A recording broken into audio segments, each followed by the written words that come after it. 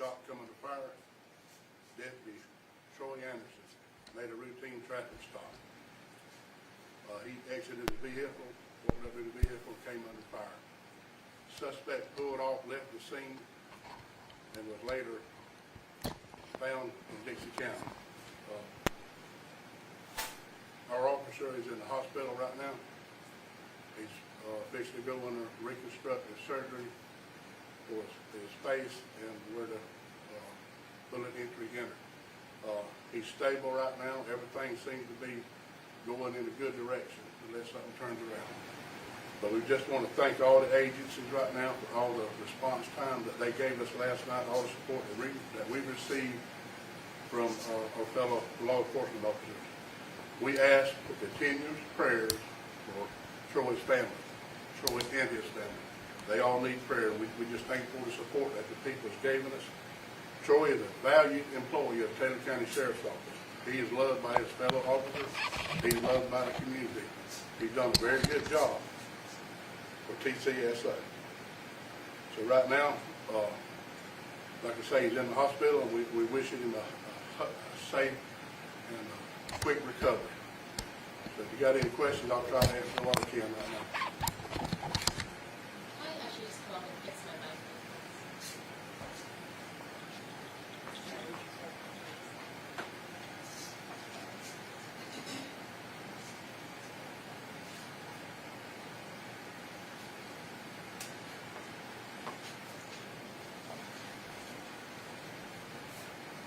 So, as for the person who shot Deputy Anderson, as of right now, what's the update with him? We do have a suspect that all that is under investigation right now, and we don't know everything all right now. We just have a suspect. And so the reports that he was found dead, are those untrue, or can you just not? All that's under investigation. We have somebody who's looking into that or elaborate on that. What I want to talk about is what happened to my deputy in Taylor County. We have Sheriff Butler here. He's going to comment on what happened in Dixie County. And as for your deputy here, what DLO were you responding to that call? He was. There backup? Yes, he was. At 9:30 last night, he dispatched, we made a routine traffic stop. They stood up in the building and took a car and came on fire.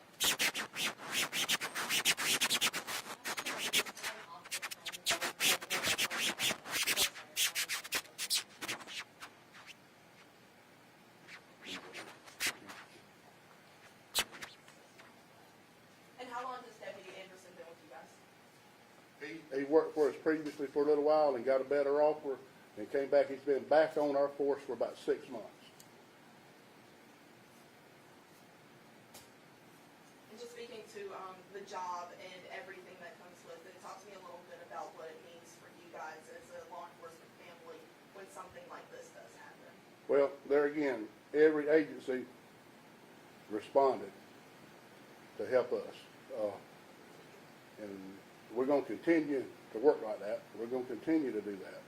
So if the law is broken in Taylor County, Dixie County, whatever county, our agencies will bind together and we will be on the job and try to stop the bad people from doing what they do. What other agencies were helping? We had Highway Patrol, FDLE, Dixie County Sheriff's Office, Swanee County Sheriff's Office, and every surrounding office agency that was available sent somebody last night to try to help us the best they can. What was the suspect pulled over for?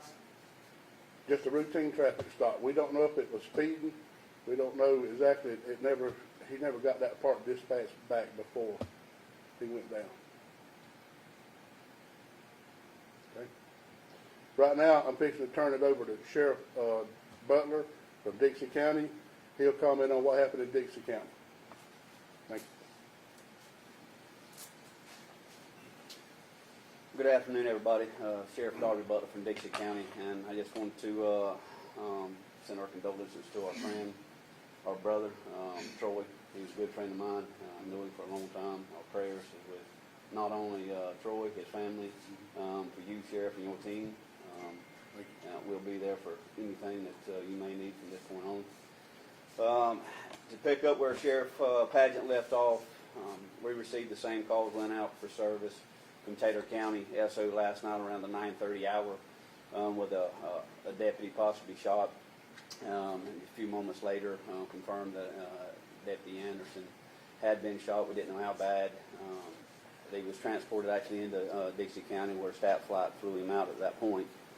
And from there, it was unbelievable the amount of support Taylor County and Dixie County received from every agency in the state that I can possibly think of. You had a question, sir, on how many. It's at this point, we can't even tell you how many showed up, but it's overwhelming, and we're thankful to be part of that brotherhood and partnership that support when one of our own fallen as felons or succumb to this act of violence, of evil. They step up and they show up to show out, and that's just what happened last night. This was contained very quickly. Perimeter was placed out and contained that suspect in a very small area. From that point forward, this morning, approximately 7:20, Dixie County deputies responded to a nearby residence in around the Tennille, Florida area, which is the north end of Dixie County. A homeowner reported the shooting of an intruder. Upon arrival, the deputy made contact with a homeowner who stated he exchanged gunfire with an armed suspect after the suspect entered his home at that time. The suspect was deceased when the deputy arrived at the scene. Located at the scene was the suspect's vehicle. Several firearms was placed around the area, and that's what we have at this time. Any questions at this point? As for, I guess, the looking for him, was there any indication of where he would be within Dixie County? Hearing reports that down to Sarasota there was presence, roadblocks, things like that. What was how did you guys go about trying to find him? At that point, once the suspect fled the scene, again, that partnership with every agency, and we use our state assets as well. They come on board and was a strong supporter of that, echoing all the way down to South Florida, anywhere this suspect could have possibly been or had attachments to. They stepped up to the plate and was covering every egress and egress out of Taylor and Dixie County. And where was that suspect shot until they're able to give us an address or a street name? At this point in time, FDLE will have that information, and our supervisor, Mark Perez, will step on board here in a few moments, and you can answer those questions at that time. I do want to make some closing statements that the homeowner that engaged this suspect in gunfire, he did receive some injuries, was sent to the hospital, and just before this meeting, it looks like he is fixing to be released with only minor injuries. So that's a blessing within itself. He's going to return back home to his loved ones and try to put back together his life and get through this tragedy. And then with the efforts of not only a partnership with law enforcement, is a partnership with our communities and to educate our communities to defend themselves. When evil enters your home, you need to protect yourself, because at that point you are the first line of defense. And I stand on that. Sheriff Pageant stands on that. Until we can get there, exercise those rights and keep evil out of your homes and protect your loved ones.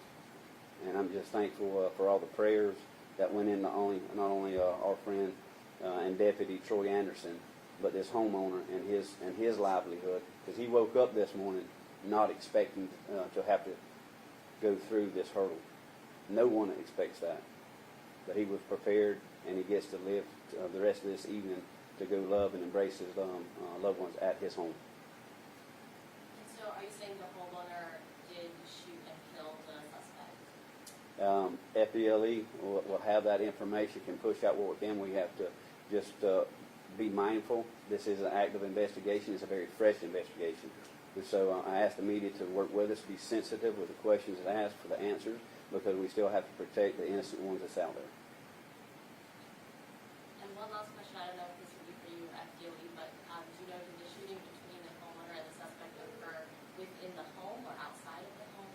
Again, that'll be portions of that investigation that is probably not ready to be released yet. I'll go ahead and prompt you on that one. It's probably not ready to be released and won't be for some time. Angela had a question. Miss Angela? I was just gonna ask, you said several firearms were placed around the area. Yes, Do you ma'am. believe those were the suspect's firearms? Were they in the area of the whole? It's believed, and I'll go on my thoughts on that. I believe it was the suspect from his events from last night to today. I truly believe that he had an evil mindset, and his thought process was to kill and destroy innocent people, and unfortunately he did not succeed in that.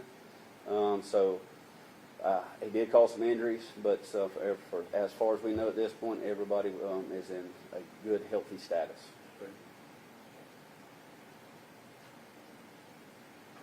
Any other questions? All right, at this point, I'd like to thank everybody for coming and letting us get a message out. I'd like to bring to the podium Supervisor with FDLE, Mr. Mark Perez, and maybe he can shed some light on where the investigation is at this point and how it's going to move forward. Thank you. Good afternoon, everyone. Again, I echo Sheriff Butler's sentiments to Sheriff Padgett and Deputy Troy Anderson. We pray for a speedy and a quick recovery, and we certainly send our support to his wife and his family.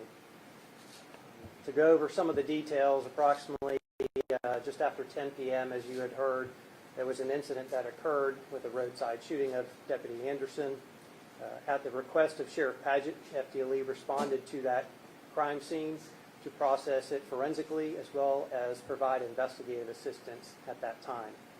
We were processing that crime scene through the evening, where, as Sheriff Butler had indicated, a call for service in Dixie County went out and related to a shooting, and Sheriff Butler had requested investigative assistance and forensic assistance as well. The preliminary determination is that this incident that occurred last evening with Deputy Anderson, as well as the incident that occurred in Dixie County at the private residence, was committed by the same individual that was identified in the blue alert that went out. The blue alert was in fact successful in the fact that prior to Deputy Anderson being shot, he did call in the tag. So per the requirements for the blue alert, a vehicle description was able to be obtained, as well as a tag information and registered owner. Additional details from our preliminary investigation did confirm the identity of that vehicle owner and the individual that fired upon Deputy Anderson. The question was asked why parts of South Florida were setting up roadblocks. Again, the blue alert goes out, but the identity of this individual, who again was identified in the blue alert, had ties to Lee County, Florida. He is a registered sex offender in Lee County, and we don't know the exact reasons why he was in North Florida in Taylor County. But in the abundance of caution, we notified through our network, our law enforcement partners, Florida Highway Patrol, and all the corresponding jurisdictions from Taylor County south to just be on the lookout in the event that this individual was returning back to at least his home address. So that's the question that was posed earlier. We will be conducting the lead for both investigations at the request, both crime scenes at the request of Sheriff Padgett and Sheriff Butler. But again, preliminary indication is it is the same individual that has been identified by the blue alert that perpetrated the incident with Deputy Anderson, as well as a private residence in Dixie County. We are holding some of the details again. I know the question was asked, was the individual shot and killed by the homeowner? Again, we're going to hold those details until we have all the facts and all the determinations have been made by the forensic analysis, as well as witness interviews and other interviews that may need to be conducted. So we'll have more details in the future, but we can confirm it's the same individual. The individual no longer poses a threat to our communities here in North Florida. He does have an extensive criminal history that can be obtained, again, through his identity through the blue alert and other public record access points as well. So, and I'll open it up to any questions. Are you able to say whether the homeowner was struck by gunfire from the suspect? The homeowner was injured. Again, preliminary indication was it was injury related to a gunfire, a gunshot wound. So thankfully, he is recovering.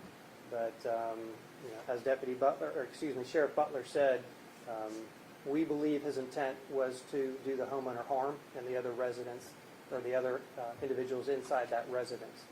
So that initial indication is that homeowner defended himself by a threat that was posed at him by the suspect that was trying to gain access to the home. I don't know if it was mentioned earlier, was the homeowner who was just them in the home, was anybody else? Right now, it was a homeowner and one other individual that was inside the home at the time. And are you able to say whether those shots were fired inside the home or just outside the home? We're not going to release the details, but we can certainly say, he was defending his residence at the time of the incident, and he was rightfully defending it based on what we have preliminary indicated. And again, we can confirm through his fingerprints that this is the same individual across the board, and he is deceased at this time. He mentioned a lot of guns and weapons found as of right now. Have you been able to tie those to the gun that shot Gregory Anderson? We can't comment on that currently, but that is part of our investigation. Was it the same weapon used that was used to perpetrate the attack on Deputy Anderson and the location in Dixie County, as well as the other firearms? Where did they come from? How did he obtain them, since he was a convicted felon? So that is part of our investigation. One, to determine the intent. Was he working with anybody? Did he get any assistance in obtaining the weapons and other items that were located at the scene? And more importantly, his whereabouts. Since the time he left Lee County, where did he go and how did he end up here in North Florida? So that will be a part of our investigation that once completed, it will be available with all the details. And just talk to me a little bit about, I've asked both of the sheriffs up here, but the idea of working together and working quickly together for our agencies, you mentioned all the way down to South Florida. How important is it for you guys to be able to get together quickly and make sure that you're all on the same page when something like this happens? I could just speak on our behalf. We have a great partnership, just not only in law enforcement, but up here in North Florida. A lot of these counties are rural counties. They rely upon each other to provide that additional resource and that force multiplier. We meet regularly, not only in this circuit, but in the Second Circuit throughout the Panhandle. I can tell you we have a tremendous relationship and a bond that when one of our brothers or sisters are in need, we come together quickly. That was evident last night as well as this morning. But more importantly, I go back to that blue alert. Systems have been created to ensure that no additional harm is posed on our law enforcement brothers and sisters, and that's what the blue alert actually is. If we have information that can go out quickly, and in this case it was within about just over an hour that information was obtained and was pushed out, the idea behind that is to protect those men and women that are on the street and to, one, be able to identify that threat and that suspect and put them on alert so they don't place themselves in unnecessary danger. So that it worked properly, and we certainly communicate effectively once we believe that direction of travel that suspect is going. We work with our partners, Florida Highway Patrol and others, to make sure they have all the information they need to keep themselves safe. And how common are these blue alerts? How often do you guys send these out? The fourth one this year? Fourth one since the inception. But what I can tell you, again, we've learned how effective they are. There are specific criteria that need to be in place, and it's at the request of the agency that it is impacting. So whatever agency, whether it's a local county sheriff's office, a municipality, a police department, a state agency like Highway Patrol, if the conditions are met, they request it, and it's broadcasted either in a geographical area or broadcasted statewide. And what are some of those conditions? Is that something Okay. And I guess last question, if you know, when was that in the inception of the report? That's another area. Very good. Thank you. We're done. We're I'd done. like to have just one more closing statement. again, I just want to thank, from the bottom of my heart, every agency. I know there's so many of them, I can't remember them at this point, that pulled together and in a timely manner to pull together. I want to thank each and every one of them. And with them pulling together that quickly, it quickly restored stability and safety back in Dixie and Taylor County, and I want to commend each and every one of them for that. And also for all that is viewing this news release. I ask each one that will pray for Deputy Troy Anderson and the homeowner for a quick and speedy recovery. Thank you. And I do have a follow-up question for the two of you. A lot of people on social media are asking how can they support the deputy, the homeowner, but for anyone who is perhaps trying to give support, what would your message be to those people? Well, what we'll wind up doing is we'll have a number that you can call if you want to donate and help. We'll have that set up, and it'll be publicized where you can help if you want to help. And that'll be both in Dixie and Gilchrist Taylor. County. I'm sure it'll echo throughout the social media as well. And probably every agency that was there tonight will post those ways to navigate that through social media and through the media itself. And again, prayer is very powerful, and that you can ask them to do as well. Thank you. Thank you, everyone. Now we're done.